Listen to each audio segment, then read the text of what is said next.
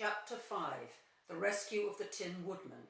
When Dorothy awoke, the sun was shining through the trees, and Toto had long been out chasing birds and squirrels. She sat up and looked around her. There was the Scarecrow still standing patiently in his corner, waiting for her. "We must go and search for water," she said to him. "Why do you want water?" he asked. "To wash my face and clean after the dust of the road, and to drink so that the dry bread will not stick in my throat." "It must be inconvenient to be made of flesh," said the Scarecrow thoughtfully, "for you must sleep and eat and drink. However, you have brains, and it's worth a lot of bother to be able to think properly." They left the cottage and walked through the trees until they found a little spring of clear water, where Dorothy drank and bathed and ate her breakfast. She saw there was not much bread left in the basket, and the girl was thankful the Scarecrow did not have to eat anything, for there was scarcely enough for herself and Toto for the day. When she had finished her meal and was about to go back to the road of yellow brick, she was startled to hear a deep groan nearby. "What was that?" she said timidly. "I cannot imagine," replied the Scarecrow, "but we can go and see." Just then another groan reached their ears, and the sound seemed to come from behind them. They turned and walked through the forest a few steps when Dorothy discovered something shining in a ray of sunshine that fell between the trees. She ran to the place and then stopped short with a cry of surprise. One of the big trees had been partly chopped through, and standing beside it was an uplifted axe, and in his hand was a man made of entirely of tin. His head and arms and legs were jointed up upon his body, but he stood perfectly motionless, as if he could not stir at all. Dorothy looked at him in amazement, and so did the Scarecrow, while Toto barked sharply and made a snap at the tin legs, which hurt his teeth. "Did you groan?" asked Dorothy. "Yes," answered the Tin Man, "I did. I've been groaning for more than a year, and no one has ever heard me before or come to help me. What can I do for you?" she inquired softly, for she was moved by the sad voice which the man spoke. "Get an oil can and oil my joints," he answered. "They are rusted so badly that I cannot move them at all. If I am well oiled, I shall soon be all right again. If you find an oil can on the shelf in my cottage." Dorothy at once ran back to the cottage and found the oil can, and then she returned and asked anxiously, "Where are your joints?"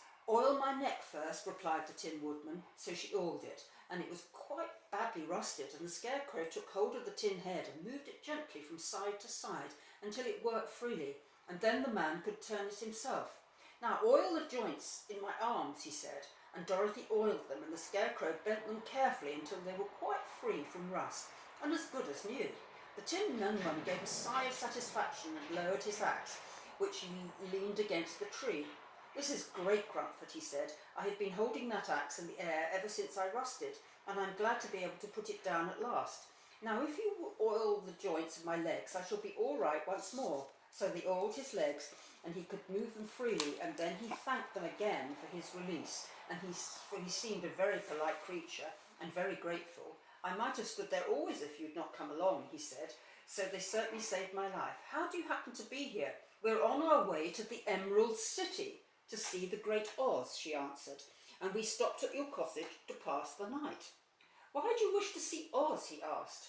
"I want him to send me back to Kansas, and the Scarecrow wants him to put a few brains into his head," she replied. The Tin Woodman appeared to think deeply for a moment, and then he said, "Do you suppose Oz could give me a heart?" "Why, I guess so," Dorothy answered. "It would be as easy as to give the Scarecrow brains." "True," the Tin Woodman returned. "So if you will allow me to join your party, I will also go to the Emerald City and ask Oz to help me." "Come along," said the Scarecrow heartily, and Dorothy added that she would be pleased to have his company. So the Tin Woodman shouldered his axe, and they all passed through the forest until they came to the road that was paved with yellow brick.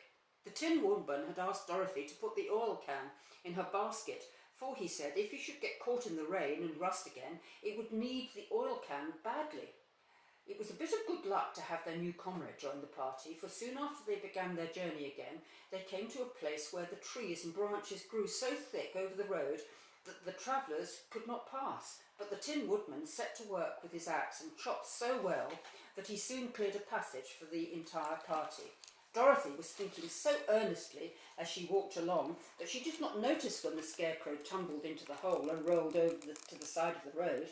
Indeed, she was obliged to call her to help him up again.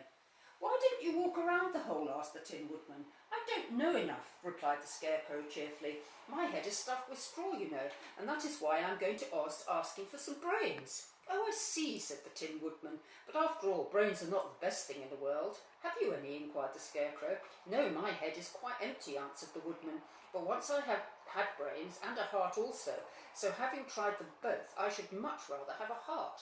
"And why is that?" asked the Scarecrow. "Well, I will tell you my story, and then you will know." So while they were walking through the forest, the Tin Woodman told the following story. "I was born the son of a woodman who chopped down trees in the forest and sold the wood for a living. When I grew up, I too became a wood chopper, and after my father died, I took care of my old mother as long as she lived. Then I made up my mind that instead of living alone, I would marry, so that I might not become lonely. There was one of the Munchkin girls who was so beautiful that I soon grew to love her with all my heart. She, on her part, promised to marry me once as soon as I could earn enough money to build a better house for her. So I set to work harder than ever, but the girl lived with an old woman who did not want her to marry anyone, for she was so lazy she wished the girl to remain with her and do the cooking and the housework. So the old woman went to the Wicked Witch of the East and promised her 2 sheep and a cow if she would prevent the marriage. Thereupon the Wicked Witch enchanted my axe, and when I was chopping away at my best one day, for I was anxious to get the new house and my wife as soon as possible, the axe slipped all at once and cut off my left leg. This at first seemed a great misfortune, for I knew a one-legged man could not do very well as a wood chopper, so I went to a tinsmith and had him make me a new leg out of tin. The leg worked very well once I was used to it, but my action angered the Wicked Witch of the East, for she had promised the old woman I should not marry the pretty Munchkin girl. When I began chopping again, my axe slipped and cut off my right leg. Again I went to the tinner, and again he made me a leg out of tin.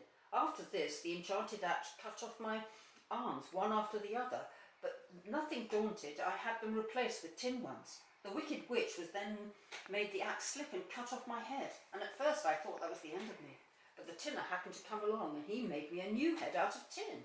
I thought I'd beaten the Wicked Witch then, and I worked harder than ever, but I little knew how cruel my enemy could be. She thought of a new way to kill my love for the beautiful Munchkin maiden, and made my axe slip again, so that it cut right through my body, splitting me in 2 halves. Once more the tinner came to my help, and made me a body of tin, fastening my tin arm and legs and head to it, by means of joints, so that I could move all around as ever. But alas, I now had no heart, so I lost all my love for the Munchkin girl, and did not care whether I married her or not. I suppose she is still living with the old woman and waiting for me to come after her. My body shone so brightly in the sun that I felt very proud of it, and I did not matter if my axe slipped, for it could not cut me. There was only one danger, that my joints would rust, but I kept an oil can in my cottage and took care to oil myself whenever I needed it. However, there came a day when I forgot to do this, and being caught in a rainstorm, before I thought of the danger, my joints had rusted, and I was left to stand in the woods until you came to help me. It was a terrible thing to undergo, but during the year I stood there and had time to think that the greatest loss I had known was the loss of my heart. For while I was in love, I was the happiest man on earth, but no one can love who has not a heart, so I am resolved to ask Oz to give me one. If he does, I will go back to the Munchkin maiden and marry her. Both Dorothy and the Scarecrow had been greatly interested in the story of the Tin Woodman, and now they knew why he was so anxious to get a new heart. "All the same," said the Scarecrow, "I shall ask for brains instead of a heart, for a fool would not know what to do with a heart if he had one." "I shall take the heart," returned the Tin Woodman, "for brains do not make one happy, and happiness is the best thing in the world." Dorothy did not say anything, for she was puzzled to know which of her 2 friends was right, and she decided if she could only get back to Kansas and Aunt Em, it did not matter so much whether the Woodman had no brains and Scarecrow no heart, or each got whatever he wanted.